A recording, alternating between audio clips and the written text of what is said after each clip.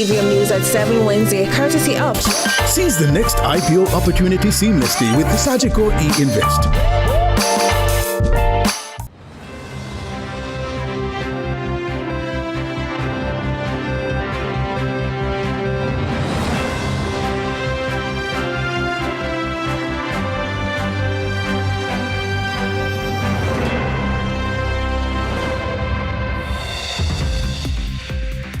Tonight in CVM News at 7, mummified remains found in Little London. KSAMC moves to get private water quality tests. Higher temperatures and decreased rainfall predicted at Jamaica's 3rd National Climate Forum. In numbers don't lie, tightrope in the hills. Peter Kin battles wholeness in St. Andrew East Rural. In the business report, assessing green jobs for Jamaica. And in sports, panic attack caused Fraser Price to withdraw from the Paris 100 meters, according to new revelation made by 38-year-old.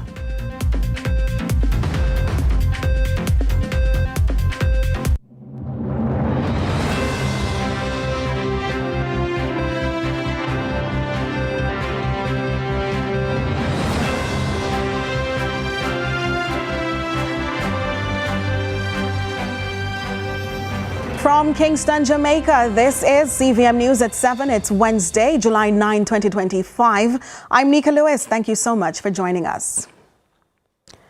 A Westmoreland community has been overcome by dark shadows because of the seemingly ritualistic act of one resident who believed that an elderly woman would rise from a secret burial spot inside the house for her to witness.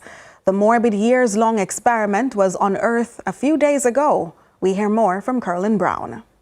Nothing eerie from the outside of the house in the middle, surrounded by other dwellings. Not even the Black Gate. After all, it's been there for decades. The owners now live overseas, we were told, leaving a female caretaker, 54-year-old Gina Robinson, in charge.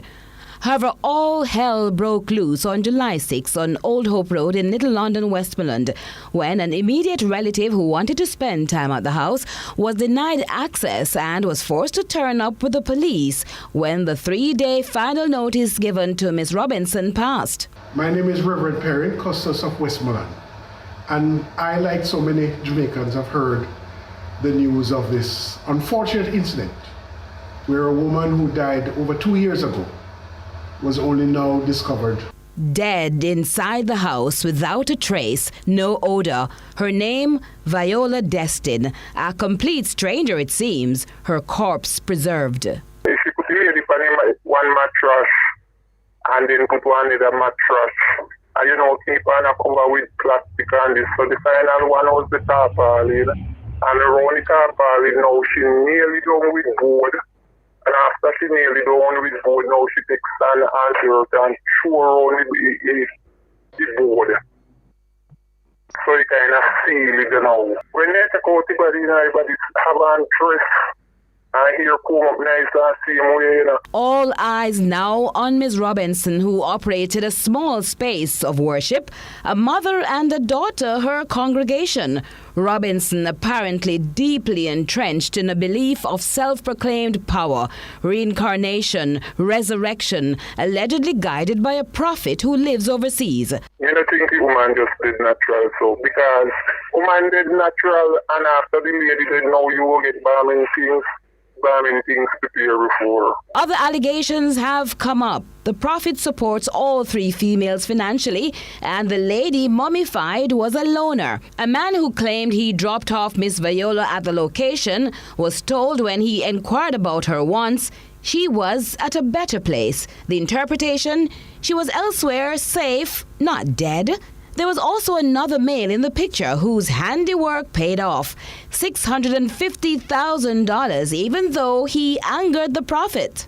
He used to help move up furniture in our house and something. And one day over there, and the lady come and say, prophet just called and said you're not supposed to be in the house because you're a sinner. So who helped this female caretaker with such a big cover-up? One described as quiet and hard-working with a love for planting and taking care of her flowers. The only real Christian in Old Hope Road. If the 2-year incarnation of Viola Destin had taken place, the only evidence left behind written on a piece of paper in addition to the parting 3 words, rest in peace, were her age, 80, and the date of death, December 10, 2023. Gina Robinson is now facing charges of failure to report the death of a person, preventing the lawful burial of a corpse, and attempting to pervert the course of justice. Kerlyn Brown, CVM News. Now to a developing story. Investigations are ongoing into the seizure of some 510 sticks of dynamites that were reportedly discovered in a bag under a bridge in Yallis St. Thomas on Monday. Reports from the Morant Bay Police are that at about 1 in the afternoon, lawmen were on operation in the area when a premises was searched and the explosives were later seized. The Constabulary's Communication Network, CCN, in a statement says 3 people have been detained in connection with the find. However, it says their identity is being withheld pending further investigation. The 3rd National Climate Forum, hosted by the Meteorological Service of Jamaica, highlights higher temperatures and decreased rainfall as its main focus. These and other major climate changes were part of the discussion held on Monday. Crystal Williams has the latest.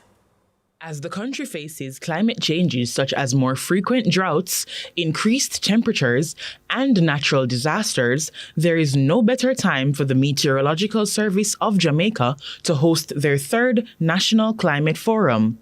The forum, held on July 7, 2025, gave insight on the recent climate change developments, emphasizing the conditions of the country's standpoint in the face of natural disasters. Mr. Evan Thompson, Principal Director of the Meteorological Services of Jamaica, provides additional insight into the ambitions of the forum. What the intention is for these forums is to apprise our nation, apprise all our stakeholders about what is really happening with our climate and what the projections are for the next few months so that we can prepare ourselves for what we will encounter where climate change and climate variability and actually the movements of our climate are concerned. According to Mr. Thompson, predictions show that though the increase in rainfall may not seem significant in any one year, the country has in fact been experiencing less rainfall and warmer temperatures over the past 30-year period. So we have moved from where we were talking about a period from 1971 to 2000.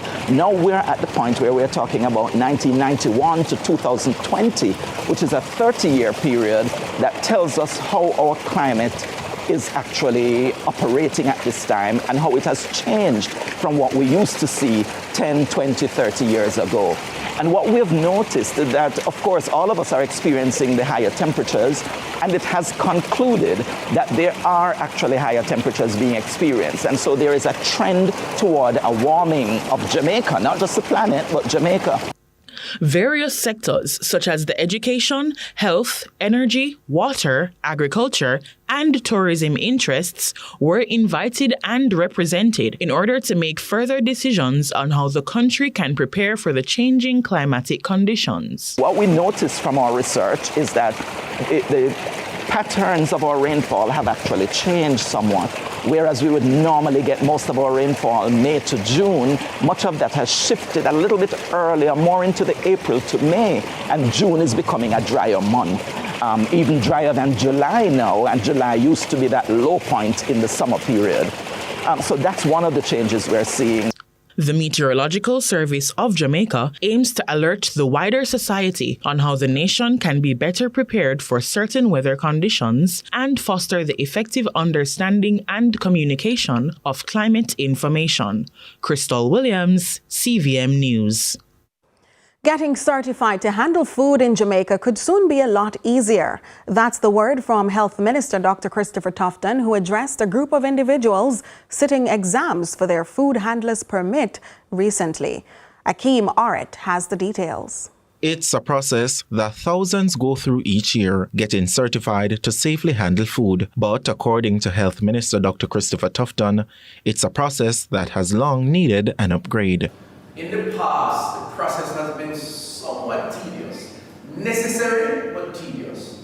Because for for whatever reason, how the laws were framed, way back when those laws were put in place, what was available, infrastructure, the personnel, all sorts of reasons which would have justified how it is done. Speaking to a group of hopeful food handlers, the minister says with modern demands, the government must adapt. Times have changed, and we as government, we as managers of this process have to change with the times. We want businesses to do well, to be efficient. We want you as workers in the food business, food industry, to be able to quickly get this kind of thing out of the way so you can go handle your food, but handle it in a safe way. So what's the plan? Minister Tufton shares that he has plans to make the process smoother. For starters, we're hoping that you can pay for your examination, if you will, in a more efficient way. Secondly, the issue around the preparation for the test is going to be important. Now you have to go through a process. What we want to do is to make that process easier. And then finally, is instead of giving a permit for 1 year, give it for 2 years. If successful, the move could reduce the backlog and make the process far more convenient for those seeking employment in the food industry. Akeem Oret, CVM News. More to come on CVM News at 7 right after the break.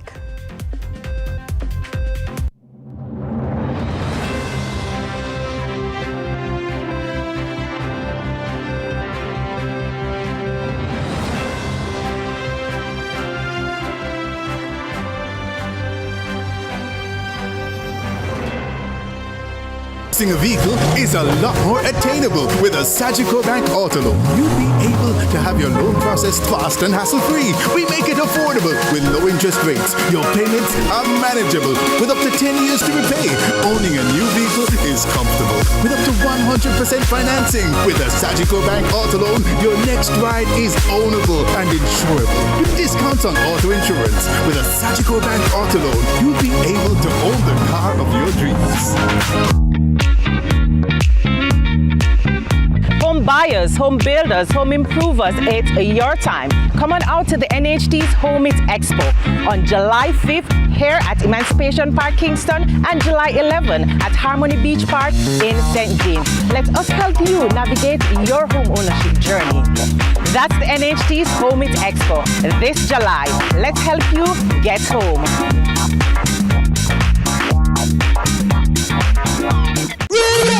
Remix the summer with Digicel. 100 lucky winners win $100,000 each, plus surprises all summer. To enter, buy a SIM, 7-day plan or higher. Switch to Digicel. Be an active postpaid or Digicel Plus customer, or receive US $15 or more from abroad. Gift a friend a plan. They could win $25,000. Remix the summer with Digicel. Authorized under Section 58 of the Betting, Gaming and Lotteries Act. Promo ends September 15, 2025. Conditions apply. Visit DigicelJamaica.com for more info. Digicel, better connected this summer.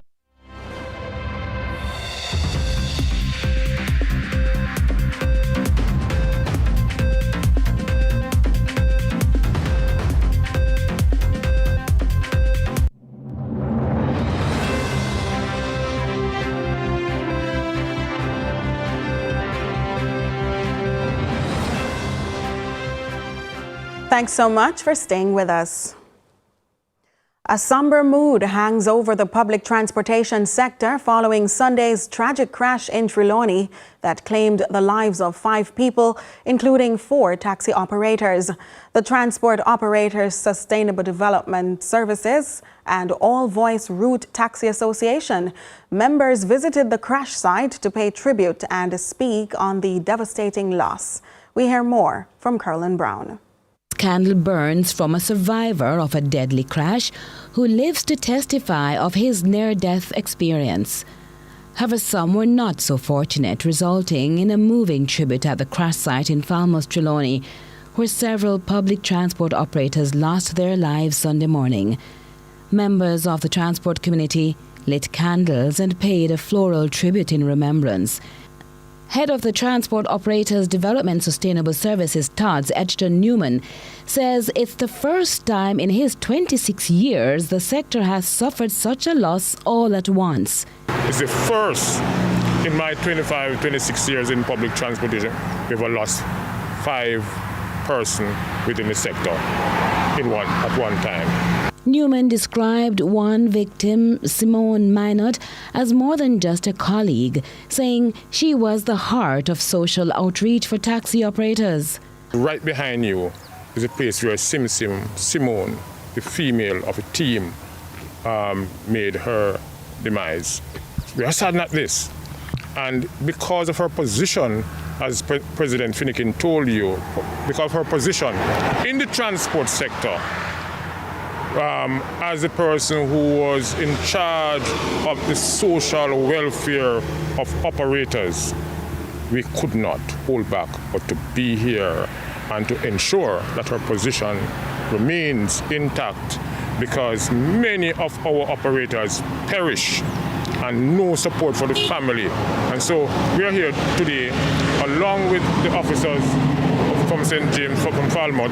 Also visiting the site was President and Director of Communications of the All Voice Route Taxi Association, Lorraine Finnegan, as well as the police, who have long been championed the cause to end the need for speed culture in Jamaica. 2023, we have up to 69 operators that were murdered, but we have never had the level of mourning that we are having. So far, based on from all indication, 4 of the deceased are owners and operators, and the other one is the son of an owner and operator. That owner was also on the bus, but he got minor damages. We came today to show our respect, or express our condolences to the members of the family of these deceased.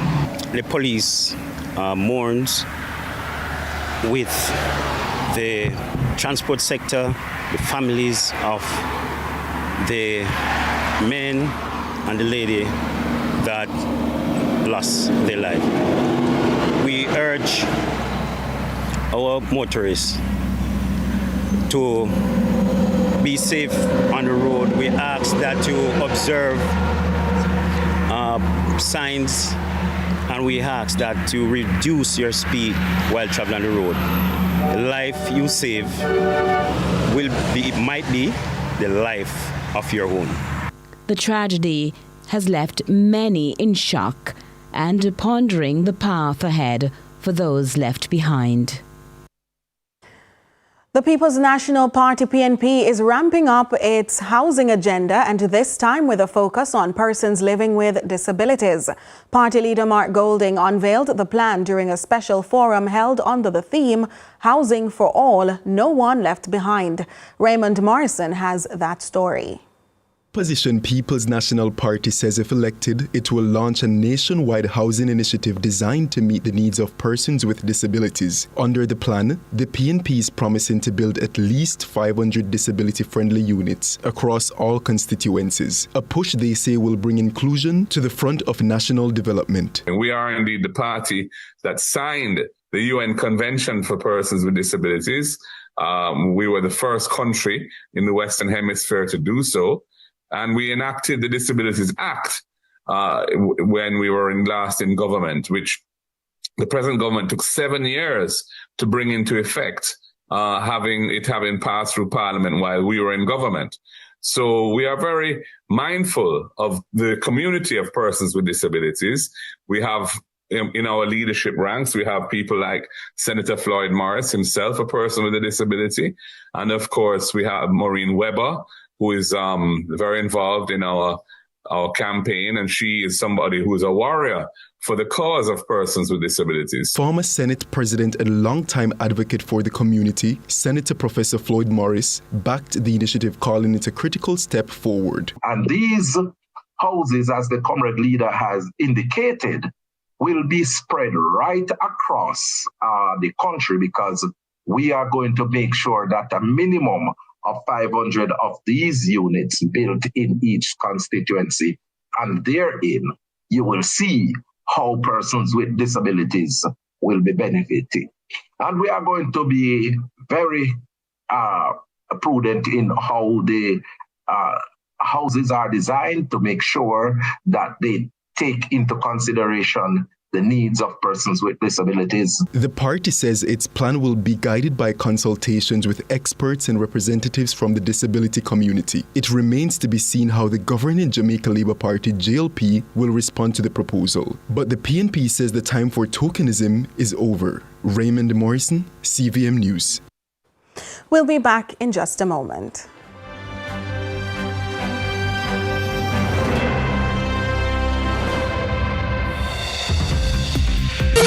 Remix the summer with Digicel. 100 lucky winners win $100,000 each, plus surprises all summer. To enter, buy a SIM, 7-day plan or higher, switch to Digicel. Be an active postpaid or Digicel Plus customer, or receive US $15 or more from abroad.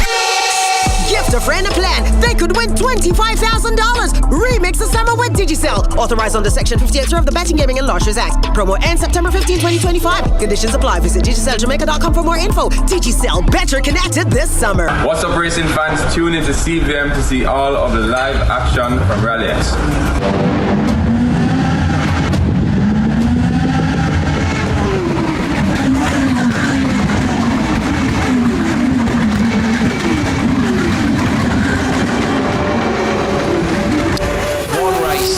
An all-new Rally X highlights this Friday at 10 p.m. From politics to global events, from social issues to breaking news, Lead Story Prime dives deeper, cuts through the noise, and uncovers the stories that shape your world. Join us every Tuesday at 8 p.m. for Lead Story Prime with me, George Davis, for an hour of incisive analysis, expert interviews, and unparalleled coverage of the issues you care about. Lead Story Prime, your front row seat to the most compelling discussions. Lead Story Prime, where the truth comes first. Only on CVM TV.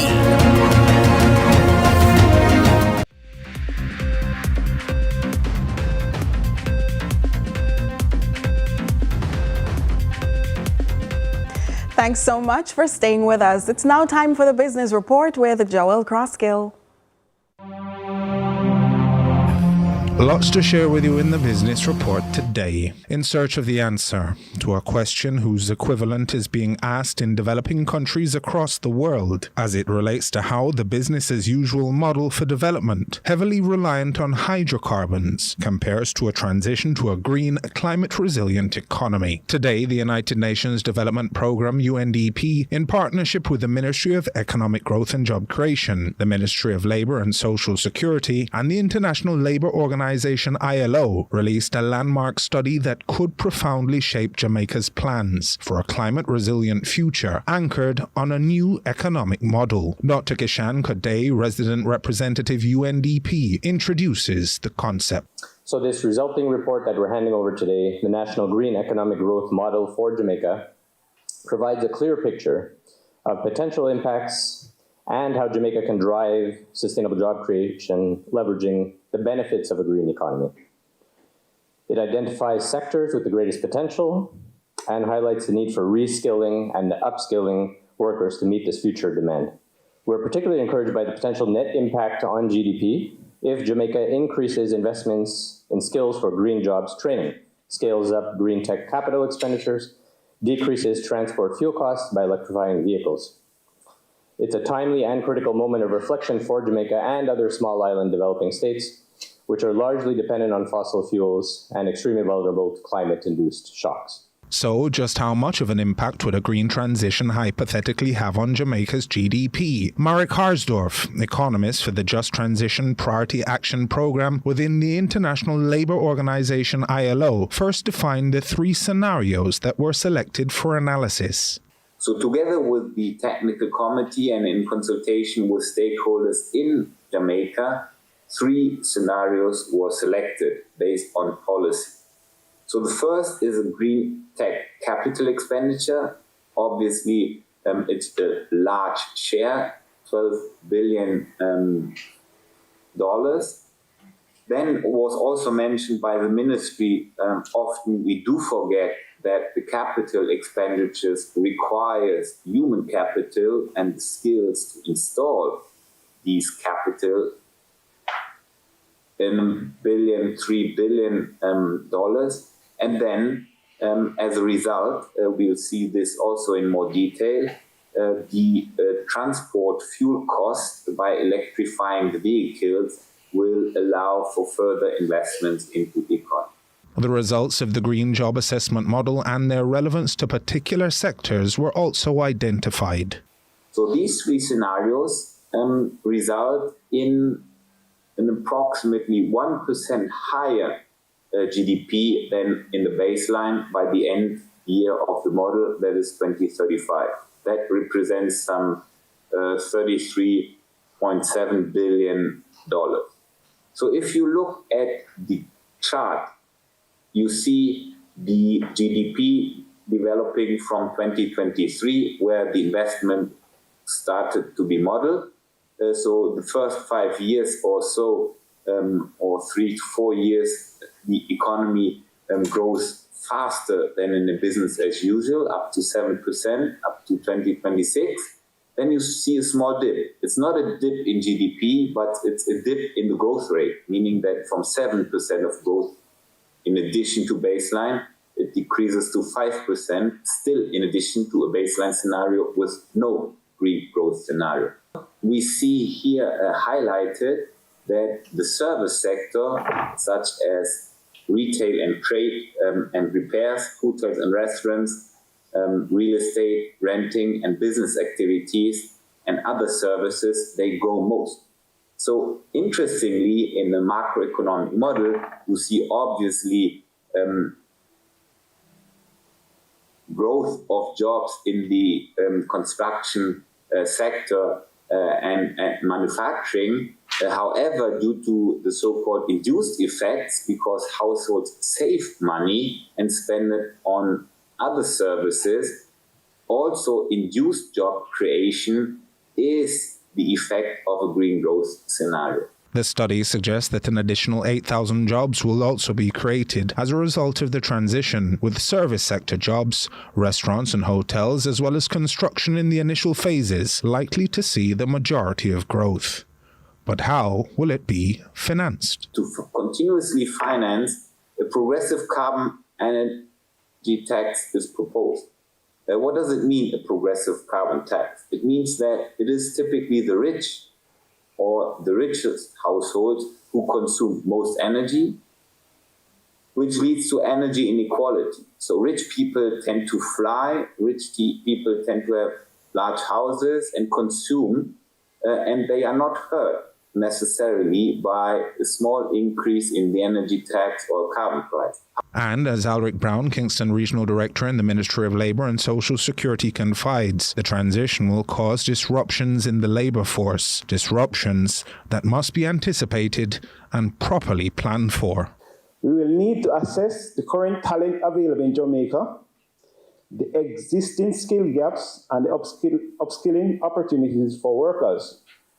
Similarly, public-private partnerships will be encouraged to harness the opportunities for the advancement of economic activities in the green economy.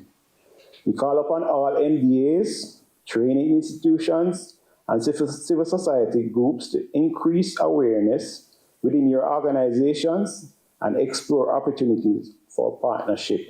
A similar sentiment was shared by Shamir Brown, Vice President, Jamaica Confederation of Trade Unions. So what this has allowed us to do now, going further in the dialogues that we do, the negotiations that we do, is to better, we are going to use this data to better inform how we negotiate going forward. With Jamaica's commitment to its Vision 2030 goals and its nationally determined contributions, we expect to see significant economic shifts. The model is expected to prepare us for those changes, ensuring that workers are not left behind, but are actively supported in these new, greener roles. And that was your business report. I'm Joel Crosskill.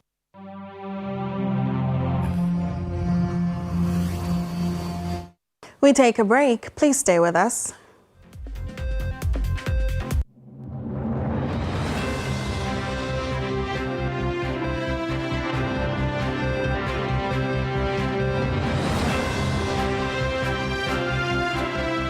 Jamaica. Let's spread the word around to let the world know that we are proud to be one republic.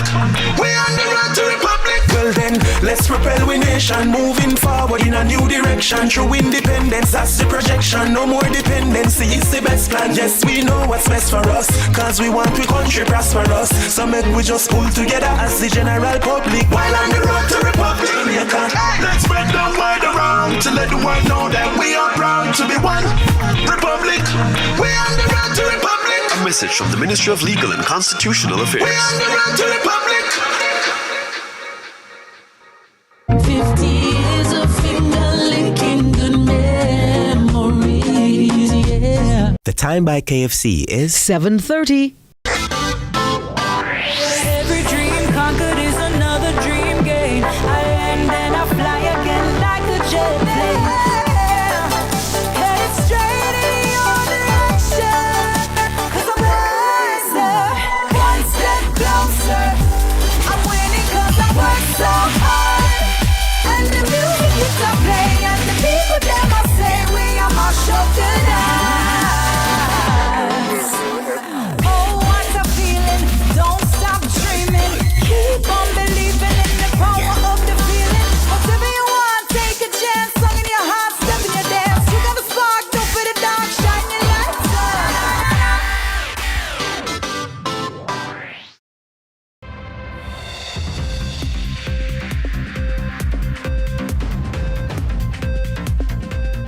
Welcome back. You're just in time to find out who is on the screen in social media today.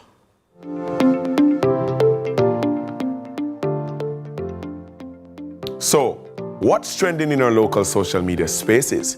Digicel is closing Loop News and Sportsmax to focus on digital services for businesses. This move comes after the company's acquisition of a cybersecurity firm, and it's expected to boost Digicel's tech capabilities. Here are some of your reactions. @_Brian Pitter shares, the ending of Sportsmax marks a major loss for sports across the Caribbean. Hopefully the company can be saved somehow. @Irish and Chin says, the media business isn't easy at all to hold on to in today's world for various reasons. @The Real Big Don post, that's a major media shakeup. @Rastafari shares, that is absolutely heartbreaking. My thoughts are to the many employees at Sportsmax who lived their dreams. @Oneness Child writes, I don't like this for me. Sportsmax was my go-to Caribbean sporting event, especially in Jamaica. @DJ Miller JA adds, I'm really sorry to hear that Loop News and Sportsmax are being closed. Both entities brought much needed diversity to a shrinking media landscape in Jamaica and the region. And that's what's trending online today. Continue to share your thoughts with us on X at CVM TV and CVM_television on Instagram and Facebook. I'm Michael Paul.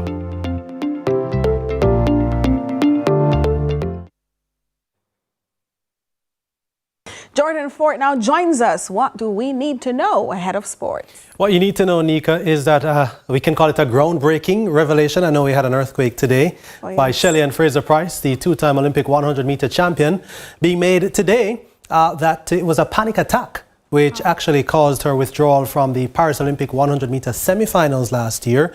She was speaking to a magazine, and we're going to have those quotes for you in sports. Tell you a little bit more of what was going on in the mind of Fraser Price at the Olympic Games last year. And plus, we're talking football overseas, the Club World Cup reaching the final stage. Guess what? PSG continuing their dominance. They already conquered Europe, and now they're trying to conquer the globe in terms of club football, and they took a step towards making that happen. And then we're also talking about, remember that sale or the proposed purchase of Caymanas Park by Supreme Ventures Limited? Well, one stakeholder does not want the government to release Caymanas Park or to sell it to any private entity. So I'll tell you more about that in sports. All right, thank you, Jordan. So you should definitely stay with us. More to come after this.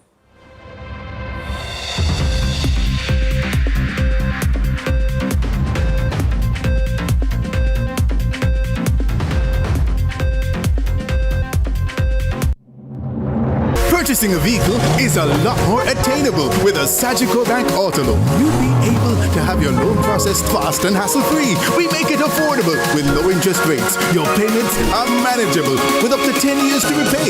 Owning a new vehicle is comfortable with up to 100% financing. With a Sagicor Bank Auto Loan, your next ride is ownable and insurable. With discounts on auto insurance. With a Sagicor Bank Auto Loan, you'll be able to own the car of your dreams. I'm the one that you always chosen. 50 years. Thank you, Jamaica, for 50 years of finger-licking good memories. KFC, it's finger-licking good. Let's delve deep into the issues. We'll take you beneath the surface. Greetings and salutations. My name is Orville Higgins and it's another edition of Fan Central. Talking to the people at the heart of the top sporting stories. Hear from your favorite sportsmen and women and the administrators who work tirelessly to make it all happen. It's a live sports talk. I've written an entire article. Yes. Looking at all the major issues every Tuesday at 9 p.m. It's Fan Central.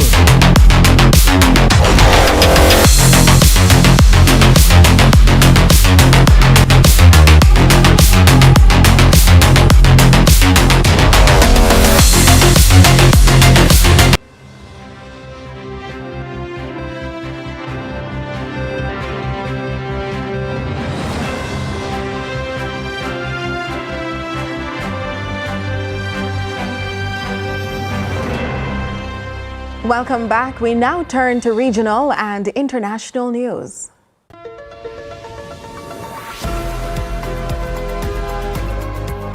We begin with news in the region. In St. Lucia, the government is taking major steps to ease the rising cost of living for St. Lucians. Commerce Minister Emma Hippolyte outlined new initiatives during her pre-cabinet briefing, including tax relief, food security planning, and the support for small businesses and fishers. Here's DBS Television.